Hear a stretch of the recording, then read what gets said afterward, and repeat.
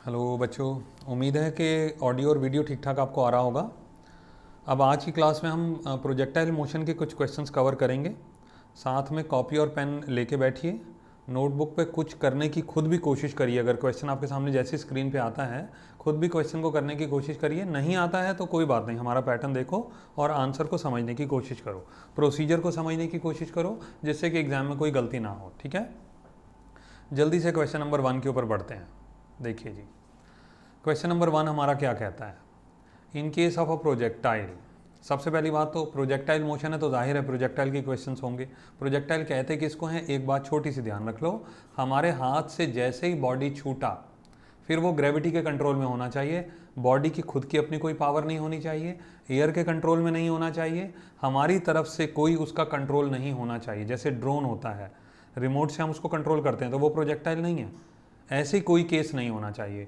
Body जब हमने release कर दी तो हमारे बाद सिर्फ और सिर्फ ग्रेविटी के कंट्रोल में होना चाहिए वो। ठीक है, ग्रेविटी के अनुरूप ही उसका मोशन होना चाहिए, उसको बोलते हैं प्रोजेक्टाइल।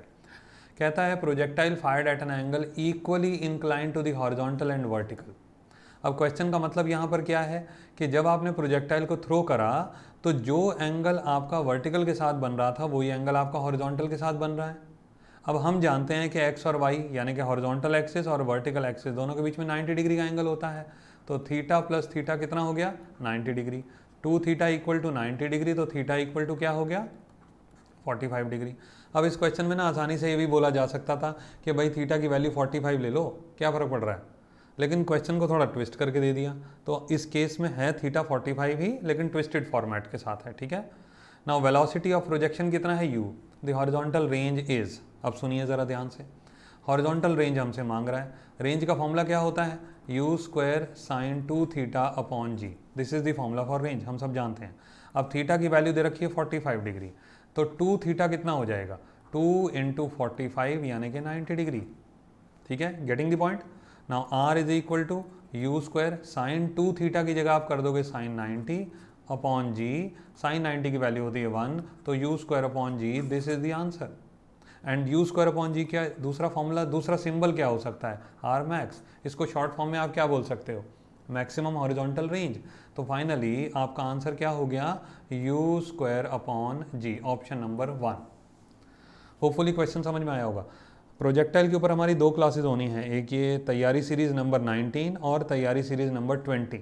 ठीक है, दोनों में अलग अलग क्वेश्चंस हम लेंगे। इसमें हम मल्टीपल चॉइस क्वेश्चंस हमने काफ़ी ज़्यादा लिए हैं और कोशिश करिए छोटे छोटे पॉइंट्स को समझाने की। ठीक है, नाउ नेक्स्ट क्वेश्चन आता है हमारा, the range of projectile when fired at 75 degree to the horizontal is 0.5 kilometre. अब यहाँ पे ना 2 बातें समझो ज़रा आप। थीटा की वैल्यू दे रखी है 75 डिग्री टू दी हॉरिजॉन्टल, यानी कि जब आपका प्रोजेक्टाइल थ्रो किया गया इस तरीके से तो यहाँ पे 75 डिग्री का एंगल बन रहा है। समझ आ गई बात, हॉरिजॉन्टल के साथ 75 डिग्री एंगल बन रहा है। ठीक है, नाउ रेंज कितनी दे रखी है उस समय उसकी, 0.5 किलोमीटर्स। 0.5 किलोमीटर्स जब थीटा की वैल्यू 75 डिग्री है। ये तो डेटा हो गया ना। उसके बाद वो बोलता है कितना रेंज होगा जब उसे 45 डिग्री के हिसाब से थ्रो किया जाए। तो यानी कि हमसे पूछ रहा है कि रेंज की वैल्यू कितनी होगी जब थीटा की वैल्यू 45 डिग्री होगा। तो यहाँ पे एक छोटी सी बात याद रखो, जब भी थीटा की वैल्यू 45 होता है ना तो रेंज की वैल्यू होती है मैक्सिमम। ठीक है, और मैक्सिमम रेंज का फॉर्मूला होता है यू स्क्वायर अपॉन जी। ये याद रखो, ये शॉर्टकट्स होते हैं, कुछ ध्यान रखने चाहिए। पूरा पूरा फार्मूला कैलकुलेट करने की ज़रूरत नहीं पड़ती है, u square upon g, this is the formula for maximum range. अब वो बोलता है कि थीटा की वैल्यू 45 है तो कितना रेंज होगा, इसका मतलब है आपसे मैक्सिमम रेंज निकालने को बोल रहा है, यानी कि आपसे यू स्क्वायर अपॉन जी की वैल्यू मांग रहा है। तो इस क्वेश्चन को करने का एक बड़ा सरल तरीका हमारे सामने आने वाला है। R is equal to 0.5 kilometre जो कि पहले डेटा के हिसाब से गिवन था, u square sine 2 theta divided by g is equal to 0.5 kilometres. ये हमने पहले डेटा के हिसाब से लिखा। ठीक है, अब ज़रा ध्यान से सुनिएगा इस बात को। यहाँ पे बोलता है यू स्क्वायर साइन 2 इंटू पहला एंगल कितना दे रखा था 75 divided by g is equal to 0.5। तो यू स्क्वायर अपॉन जी मैंने ऐसे ही छोड़ दिया, साइन 2 इंटू 75 बनता है साइन 150। Is equal to 0.5। अब जो बच्चे साइन 150 की वैल्यू नहीं जानते हैं वो ज़रा समझें। साइन 150 निकालने का एक बड़ा आसान तरीका है, इसको लिखो साइन 90 प्लस 60। साइन 90 प्लस 60 हो जाएगा कॉस 60 के बराबर, और कॉस 60 हो जाता है 1/2। तो फाइनली यू स्क्वायर अपॉन जी हमने ऐसे लिखा, साइन 150 की वैल्यू हो गई 1/2 इज इक्वल टू 0.5। अब ये जो 2 है इधर आकर के मल्टीप्लाई हो जाएगा 0.5 से, तो फाइनली यू स्क्वायर अपॉन जी की वैल्यू बनेगी 0.5 इंटू 2 यानी कि 1 किलोमीटर्स। 1 किलोमीटर्स। होपफुली ये पॉइंट समझ में आया होगा। ऑप्शन हमारा बी है जो आंसर हमारा बनेगा।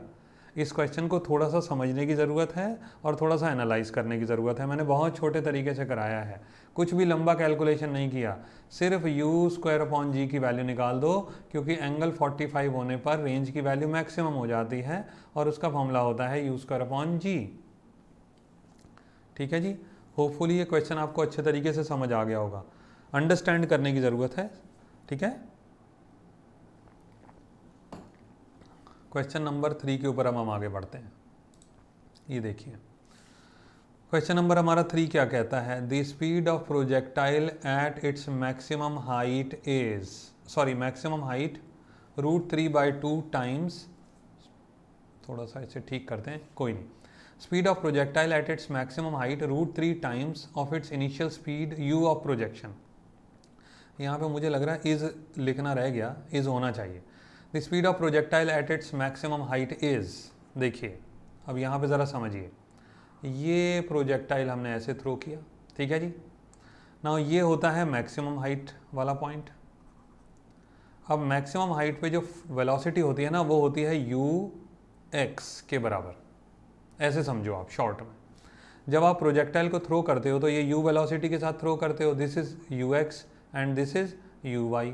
अब जब ऊपर हाईएस्ट पॉइंट पे पहुंच गया ना प्रोजेक्टाइल, तो उसके बाद और ऊपर तो जाना नहीं है, उसके बाद थोड़ी देर के लिए प्रोजेक्टाइल सीधा चलता है। अब जब थोड़ी देर के लिए प्रोजेक्टाइल सीधा चलता है ना तो उसकी वेलोसिटी ux के बराबर हो जाती है। ठीक है जी, तो यानी कि ux की वैल्यू हमको दे रखी है √3/2 टाइम्स इनिशियल स्पीड। ये हमको दे रखा है बेटा, इसको समझना ज़रूरी है। हाईएस्ट पॉइंट पर जो वेलोसिटी है प्रोजेक्टाइल की वो √3 टाइम्स है इनिशियल वेलोसिटी के। तो हाईएस्ट पॉइंट पर वेलोसिटी हुई ux और उसकी वैल्यू वो बोल रहा है √3/2 टाइम्स ऑफ इनिशियल स्पीड। अब ux क्या होता है, अब देखो यहाँ पे मांग रहा है हमसे रेंज, हमसे मांगा उसने रेंज। अब ux का फॉर्मूला क्या होता है, u cos theta. u cos theta हो गया √3/2 इंटू u से u कैंसिल कर दो, तो cos थीटा की वैल्यू बन गई √3/2। अब cos थीटा की वैल्यू √3/2 कितने डिग्री पे होती है, तो थीटा की वैल्यू हो गई आपकी 30 डिग्री। साइन 30 1/2 होता है, cos 30 √3/2 होता है। ठीक है, तो थीटा की वैल्यू तो आ गई 30 डिग्री। पहला पॉइंट तो ये हो गया हमारा ना। दूसरे पॉइंट पे आते हैं। अब हमसे बोल रहा है रेंज बताओ। रेंज का formula u square sine 2 theta upon g. Now range is equal to u square upon g, ऐसे ही छोड़ दो, साइन 2 इंटू 30। थीटा की वैल्यू अभी हमने 30 निकाल ली, 2 इंटू 30 कितना हुआ 60, साइन 60 कितना होता है √3/2। तो u square upon g into √3/2, this should be the final answer. √3/2। इसमें ना एक चीज़ और, ये ऑप्शन बेटा ठीक आ रहा है क्योंकि √3 तो इसी में आ रहा है। अब 2g भी डिनोमिनेटर का ठीक है, u स्क्वायर ना रूट के बाहर है। ये ऑप्शन में ऐसा लग रहा है कि रूट के अंदर है, लेकिन वो रूट के बाहर होना चाहिए। ठीक है, तो option A is the right answer. Hopefully question भी समझ आ गया होगा अच्छे से। ठीक है ना, दोहरा लेना ये क्वेश्चंस को अगर एक बार में नहीं समझ आते हैं तो। चलो जी, अगले क्वेश्चन पे हम आते हैं। ए projectile is fired at an angle theta with the vertical. अब इस क्वेश्चन में यहाँ पर ना कंफ्यूज करने की कोशिश करी गई है। यहाँ पे जो थीटा है वो वर्टिकल के साथ है। हम किसी भी फार्मूला में वर्टिकल वाला एंगल नहीं लगाते, हम लगाते हैं हॉरिजॉन्टल वाला एंगल। तो हॉरिजॉन्टल वाला एंगल कितना रह गया 90 माइनस थीटा। तो इस क्वेश्चन में जो भी आप फॉर्मूला यूज़ करेंगे उसमें 90 माइनस थीटा पुट करना। Theta with the vertical with velocity, initial velocity is u, then maximum height attained by the projectile. Okay, height का फॉर्मूला हमको बताना है। हाइट का जनरल फॉर्मूला क्या होता है, u square sine square theta upon 2g, ये होता है जी, ये होता है फॉर्मूला। लेकिन हमने अभी आपको बताया कि थीटा हमको ये कंसिडर नहीं करना, थीटा की जगह हमने लिखना है 90 माइनस थीटा। तो बेटा मैं इसको थोड़ी देर के लिए थीटा डैश लिख देता हूँ और फाइनली इसको सिंप्लीफाई करते हुए लिखता हूँ मैं sine square 90 minus theta divided by 2g। अब साइन 90 माइनस थीटा क्या होता है, कॉस थीटा। तो h की वैल्यू हमारी बन गई यू स्क्वायर अपॉन 2g इस तरीके से, और साइन स्क्वायर थीटा की जगह आ जाएगा कॉस स्क्वायर थीटा। तो ऑप्शन हमारा बताइए कौन सा बनता है, u square upon 2g cos square theta. लो जी ये फॉर्मूला बना, यू स्क्वायर अपॉन, इसमें कॉस थीटा आ रहा है सिर्फ, ये कैंसिल हो गया, साइन होगा नहीं, इसमें भी कॉस आ रहा है कैंसिल हो गया, इसमें कॉस स्क्वायर थीटा आ रहा है बेटा, ये कैंसिल, ये ओके हो गया, ऑप्शन नंबर डी। ठीक है जी, होपफुली समझ आ गया होगा क्वेश्चन।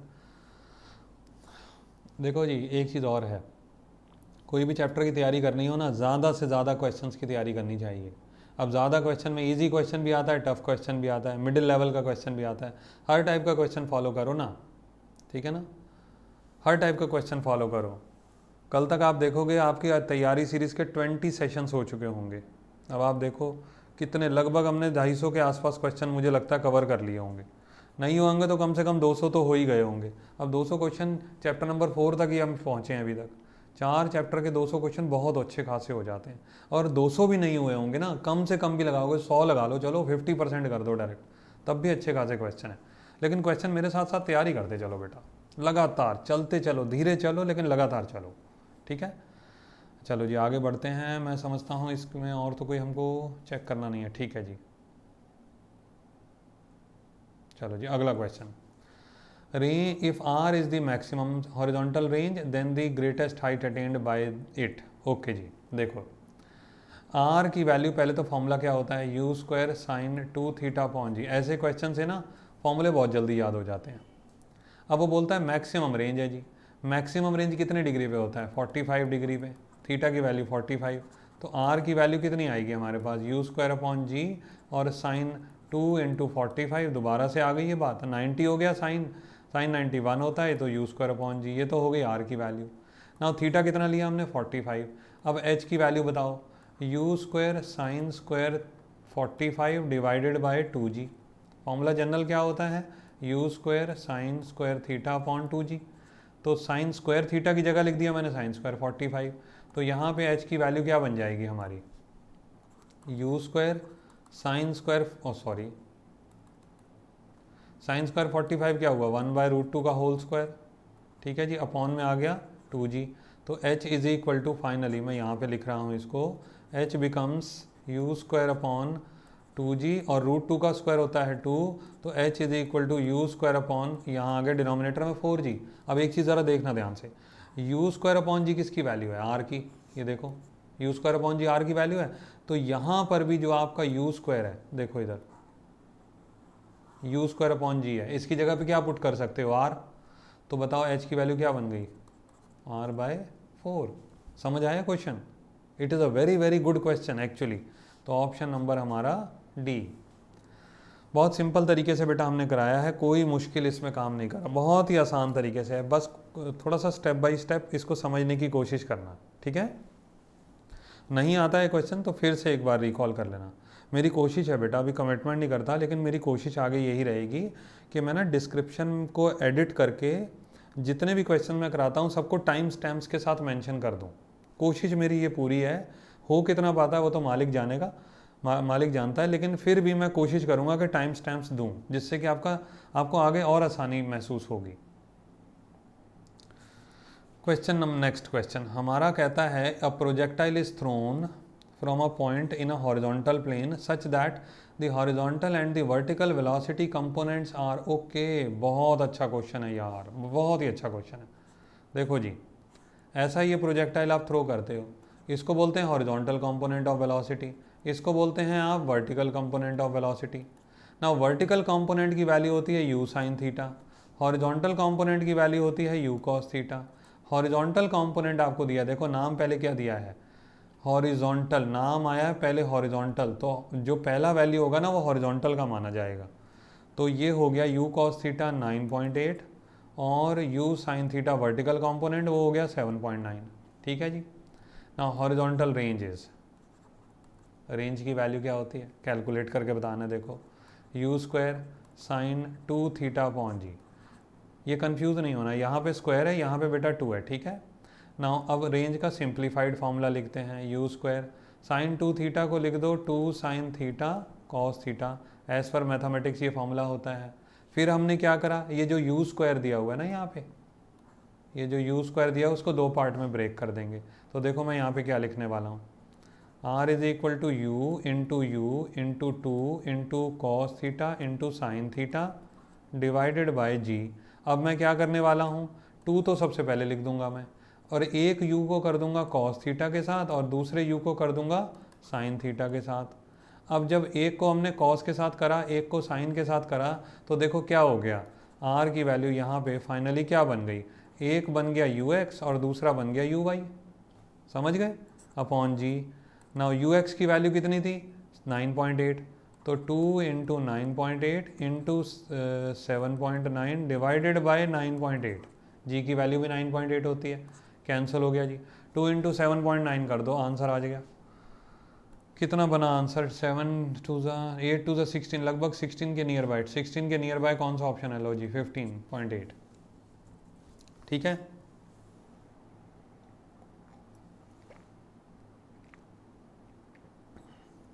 समझ आ गया।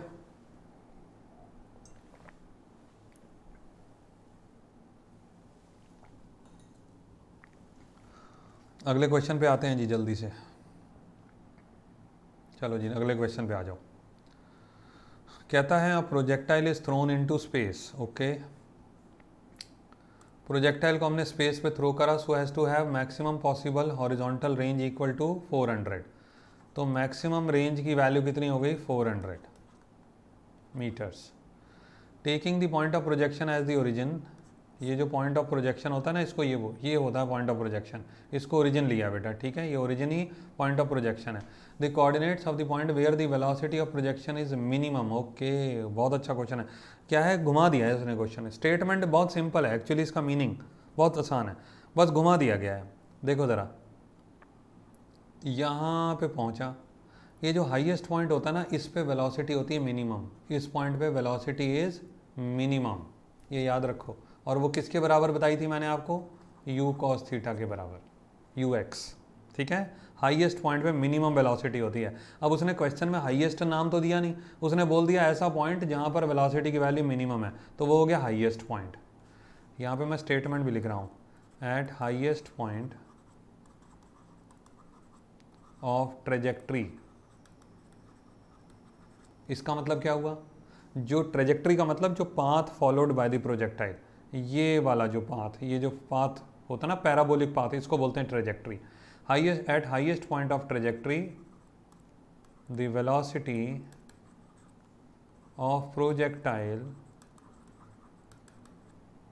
इज मिनिमम, ठीक है जी, इट इज़ मिनिमम। नाउ अभी वो बोलता है कि इस पॉइंट के ना कोऑर्डिनेट बताओ। देखो जी, यहाँ पे पॉइंट के कोऑर्डिनेट हमसे पूछ रहा है, ये देखिए इस पॉइंट के कोऑर्डिनेट पूछ रहा है। अब ध्यान से देखना ज़रा, ये जो हाईएस्ट पॉइंट होता है ना, ये रेंज के मिड पॉइंट पे आता है, तो यहाँ तक हो गया बेटा 200, क्योंकि 400 मीटर उसकी रेंज है, तो आधा कितना हो गया 200, ठीक है। दूसरी बात, मैंने अभी आपको पिछले क्वेश्चन में बताया था कि जब मैक्सिमम रेंज का क्वेश्चन हो तो h की वैल्यू आएगी r/4, हमने पिछले ये 2-3 क्वेश्चन पहले ही करा है इसको। तो अब ये देखो ज़रा, ये टोटल रेंज कितनी थी हमारी 400, 400 को 4 से डिवाइड करोगे तो बेटा क्या आएगा, आंसर आएगा 100। तो इसका मतलब ये डिस्टेंस कितना हो गया 100। अब बताइए कोऑर्डिनेट्स क्या बने। अब ये जो पॉइंट आपका बना रहे हैं आप, इस पॉइंट के कोऑर्डिनेट क्या बने, पहला होता है एक्स कोऑर्डिनेट, वो आ रहा है 200, दूसरा होता है वाई कोऑर्डिनेट, वो आ रहा है 100, तो आंसर हो गया 200, 100। समझ आया कि नहीं आया, बहुत अच्छा क्वेश्चन है यार। कौन सा है भाई, 200 200 वाले देखो, ये तो है नहीं भाई, 400 वाला तो होगा नहीं, 200 वाले दे रखे हैं, 2 दे रखे हैं, 200 ये है नहीं, ये हो गया जी ऑप्शन, ऑप्शन नंबर बी। बस just wait for a second, question जब तक खुद एक बार ये वाला ट्राई करो,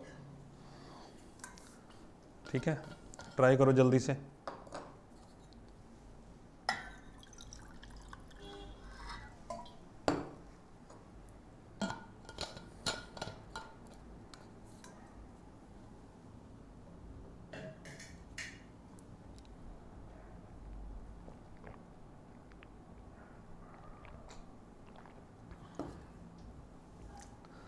चलो जी अगले क्वेश्चन पे आ जाएं। A particle is fired with velocity u, okay जी, u वेलोसिटी के साथ थ्रो किया गया उसको, theta angle with the horizontal. ये चीज़ बहुत ज़रूरी है, अगर एंगल ना वर्टिकल के साथ दिया हो जैसे पिछले एक क्वेश्चन में आया था तो चेंज कर लेना, 90 माइनस थीटा कर लेना उसको। What is the change in velocity when it is eight highest point, okay. यहाँ पर कितनी वेलोसिटी उसको आपने थ्रो किया, इसको आपने थ्रो किया u वेलोसिटी के साथ, हाईएस्ट पॉइंट पे वेलोसिटी कितनी हो जाती है ux, ठीक है जी। तो फाइनल वेलोसिटी कौन सी हो गई ux, इनिशियल वेलोसिटी कितनी हो गई u। अब चेंज जनरली जो होता है ना, चेंज डेल्टा का मतलब यहाँ पे चेंज, ठीक है, चेंज इन वेलोसिटी वो होता है बेटा फाइनल माइनस इनिशियल। तो फाइनल हो गई हमारे पास ux, इनिशियल हो गई u, ठीक है। तो ux की जगह पे u cos theta minus u। Option तो बेटा यही होना, मतलब आंसर तो वैसे यही होना चाहिए। अब इनमें ऑप्शन में कोई है नहीं है चारों में से, इसमें इन्होंने u minus u cos theta दे रखा है तो इसका मॉड वैल्यू लगा लो, ऐसे करके समझ लो। तो फिलहाल हम ऑप्शन नंबर 4 को टिक कर देते हैं, लेकिन इसको रिवर्स लिख देते तो ज़्यादा अच्छा रहता। हाँ, मैग्नीट्यूड चाहिए तो मॉड वैल्यू ले सकते हो,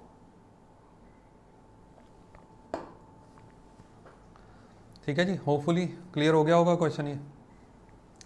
यूट्यूब में एक बेनिफिट मुझे जो महसूस होता है बेटा, बार बार ना रिपीट करने की ज़रूरत नहीं है। जैसे अगर किसी बच्चे को कोई क्वेश्चन समझ में नहीं आया है तो कम से कम वो मार्क करके रख ले, क्वेश्चन नंबर 4 है जैसे, ये क्वेश्चन नंबर 3 है जो समझ में नहीं आया, ठीक है ना। जैसी टाइम्स की अवेलेबिलिटी हो जाएगी उसके बाद तो बहुत ही आसान हो जाएगा सब कुछ लेक्चर को स्टडी करना। चलो जी अगले क्वेश्चन पे आते हैं। कहता है 3 particles A B and C are projected from same point, okay. लो जी ए बी सी, पहले वाले का एंगल कितना दे रखा है हमको 30 डिग्री, ओके। 30 डिग्री का केस बताता हूँ आपको, देखो ऐसे बनेगा 30 डिग्री का केस, ये होगा 30 डिग्री। दूसरा ले लेते हैं, दूसरा बी वाला पॉइंट कितना दे रखा है 45 डिग्री पे। तो बेटा जैसे ही 45 डिग्री होगा ना, रेंज भी बढ़ेगा और हाइट भी बढ़ेगा, ध्यान रखना। जैसे जैसे एंगल इंक्रीज होता है वैसे वैसे रेंज बढ़ती है, जैसे जैसे एंगल इंक्रीज होता है 45 डिग्री तक रेंज बढ़ती है, 45 डिग्री के बाद रेंज कम होना शुरू हो जाती है। 0 to 45 डिग्री आप जाओगे ना तो रेंज बढ़ेगा, हाइट भी बढ़ेगा, ये ध्यान रखना। लेकिन 45 डिग्री टू 90 डिग्री जाओगे जब आप, तब आपका रेंज कम होना शुरू हो जाएगा, ठीक है, लेकिन हाइट आपका लगातार बढ़ता रहेगा, ये याद रखो।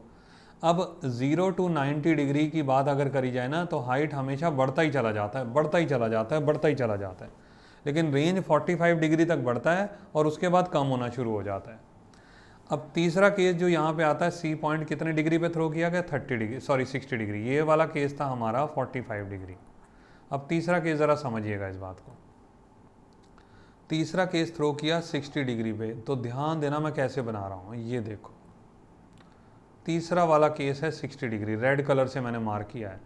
अब आप ध्यान से देखो ज़रा, जो थर्ड वाला केस है और जो फर्स्ट वाला केस है दोनों की रेंज सेम है, ध्यान दीजिएगा, इस बात को समझना है आप सभी ने। अगर थीटा की वैल्यू दे रखी है 30 डिग्री और दूसरे केस में थीटा की वैल्यू दे रखी है 60 डिग्री, दोनों का सम 90 डिग्री आ रहा है, दोनों का सम 90 डिग्री आ रहा है, तो इसका मतलब दोनों की रेंज सेम होगी। अगर एक एंगल दिया है 15 डिग्री पे, एक प्रोजेक्टाइल को 15 डिग्री पे थ्रो किया हमने, ये भी समझ लो, दूसरे को हमने थ्रो किया 75 डिग्री, दोनों का सम 90 डिग्री आ रहा है, तो दोनों पे रेंज सेम होगी, ये याद रखना। लेकिन हाइट किसकी ज़्यादा होगी, जिसका एंगल ज़्यादा है। मैंने अभी आपको बताया कि हाइट लगातार एंगल के साथ साथ बढ़ती है, लगातार बढ़ती है एंगल के साथ साथ, लेकिन रेंज शुरू में तो बढ़ती है 45 डिग्री तक, लेकिन 45 से ऊपर जैसे ही आप जाएंगे तो कम होनी शुरू हो जाएगी। और तरीका याद रख लो, दो एंगल का सम 1 डिग्री और 89 डिग्री, दोनों का सम 90 डिग्री होगा, तो इसका मतलब दोनों पे रेंज सेम होगी, लेकिन एंगल जो ज़्यादा होगा उसी पे हाइट ज़्यादा होगी, ठीक है। तो यहाँ पर हमको ये बात समझनी चाहिए कि ये पॉइंट तो है हमारा सी, ये येलो वाला हो गया बी और ये ग्रीन वाला हो गया ए और सी की रेंज तो सेम है बट सी की हाइट ज़्यादा है, और बी में रेंज सबसे ज़्यादा है क्योंकि 45 डिग्री है, लेकिन हाइट मिडिल में है। अब कौन सा ऑप्शन हमारा, कौन सा स्टेटमेंट हमारा करेक्ट है ये बताना है भाई। तीनों की अनइक्वल रेंज है, ये स्टेटमेंट ट्रू है जी, बिल्कुल ठीक बात है। तीनों की नहीं, सॉरी, तीनों के अनइक्वल रेंज नहीं है भाई, बी सी और ए तो सेम रेंज पे आ रहा है, तो ये तो फॉल्स हो गया। ठीक है, range of A and C are equal, A और सी की रेंज इक्वल है but less than that of B. हाँ, ये स्टेटमेंट ट्रू है बेटा, ए और सी की रेंज सेम है लेकिन बी से कम है। रेंज ऑफ ए और C are equal and greater than B, ये फॉल्स है जी, ये स्टेटमेंट फॉल्स है, पहला वाला फॉल्स है। और तीनों की स्टेट में तीनों की रेंज इक्वल है, ये भी फॉल्स है जी। लो, पहला वाला स्टेटमेंट ट्रू है, तो आई एम सॉरी, सेकंड वाला स्टेटमेंट ट्रू है, option number B. Option number B is the correct answer. ठीक है,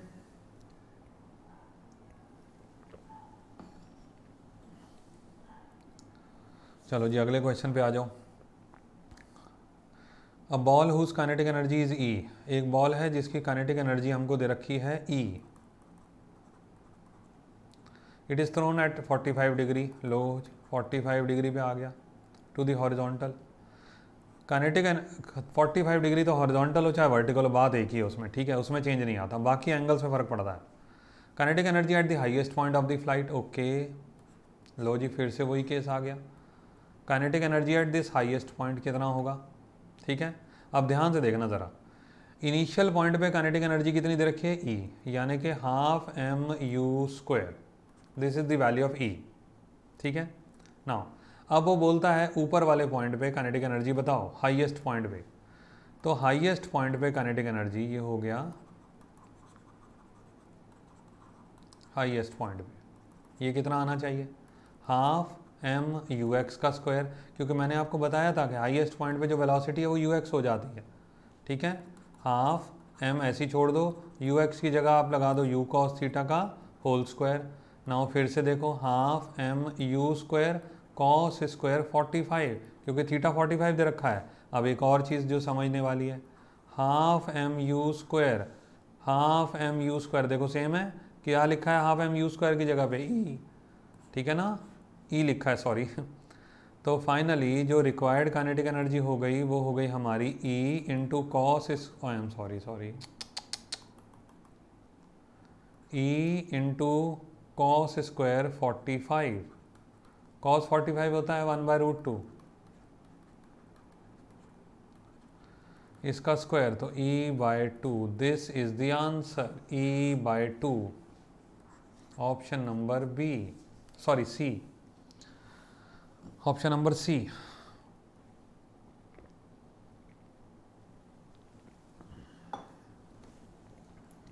चलो जी आगे बढ़े अब। At the upper most point of the projectile its velocity and acceleration are at an angle of, बहुत अच्छा क्वेश्चन, very very important question, good question, इसे कहना चाहिए बेहतरीन क्वेश्चन। लो जी फिर से प्रोजेक्टाइल आ गया आपके पास, हाईएस्ट पॉइंट पर वेलोसिटी कहाँ जाती है? पहले तो ये देखो ऐसे जाती है जी, यू एक्स।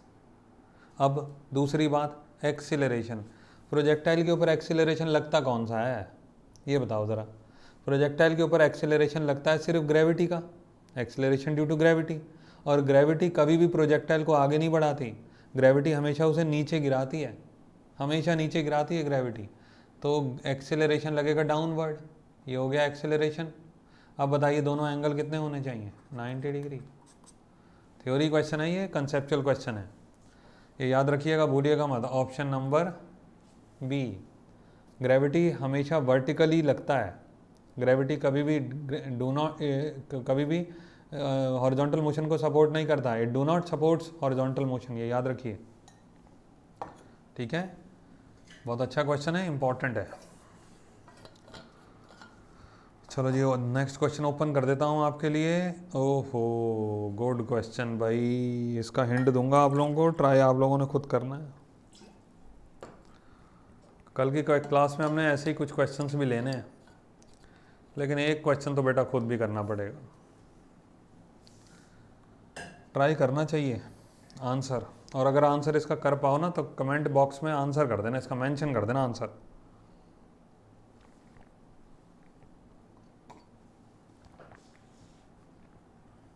देखो जी,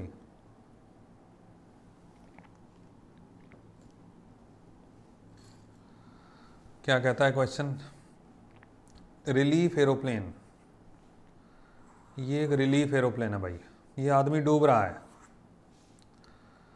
एरोप्लेन की हाइट कितनी दे रखी है? 1960 मीटर्स। लो जी, हाइट दे रखी है हमको, ठीक है, 1960 मीटर्स।